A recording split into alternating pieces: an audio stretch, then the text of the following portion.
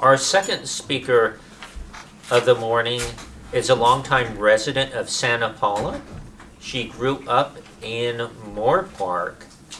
When she is not working, she enjoys cycling, biking, and yoga. She will be speaking from 5 to 7 minutes with the title of I Pledge My Head to Clearer Thinking. I pledge my head to clearer thinking. Please welcome Paty Winters.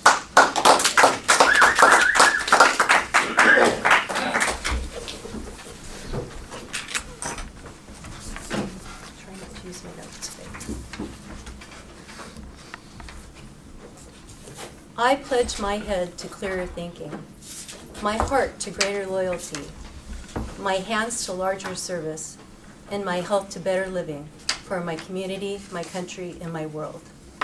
Mr. Toastmaster, fellow Toastmasters, honored guests. These are the words of the 4-H pledge. Are there any former 4-H members here? No, okay. Well, I'm going to tell you what 4-H is and what it means to me.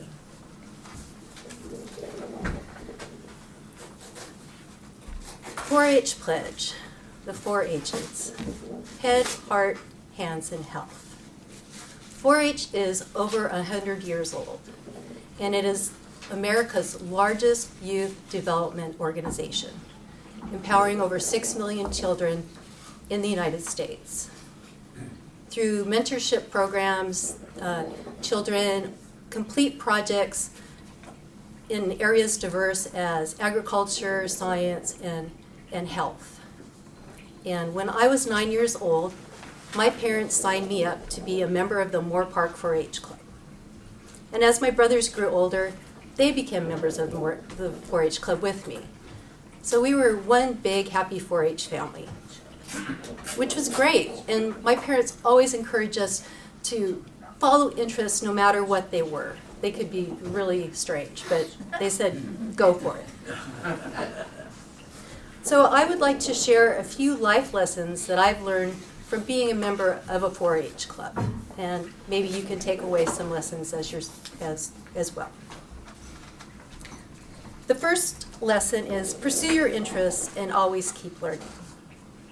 I was exposed to so many opportunities that otherwise I wouldn't have had I not been a member of a 4-H club. I was able to show and raise dairy and market animals. I trained guide dogs for the blind.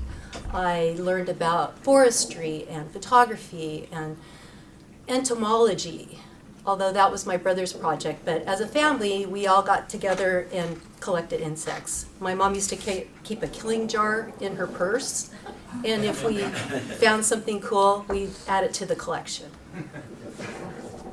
So I was always learning, and it was instilled on me that always pursue your interests and learn. The second lesson is twofold. Surround yourself with people who know more than you, and don't be afraid to ask them questions. One year I showed a dairy heifer at the fair. Her name was Magnolia Moo Cow, just because names of animals are important to me. And we won the showmanship class for dairy heifer. Well, this qualified me to go into a showmanship round robin with everyone else who had won a showmanship class with their animal.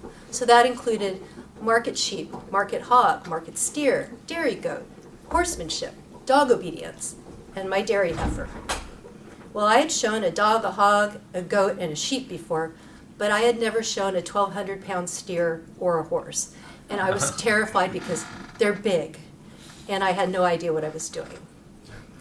So with hours to go before showtime, I went and found people who knew what they were doing with steers and horses and got a crash course in showmanship for those animals.